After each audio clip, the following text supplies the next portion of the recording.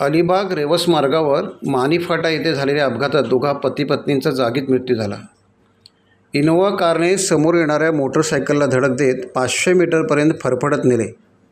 विश्वास पाटील आणि कल्पना पाटील अशी मृतांची नावे आहेत. ते अलिबाग तालुक्यातील नवेदर बेली येथील रहिवासी आहेत.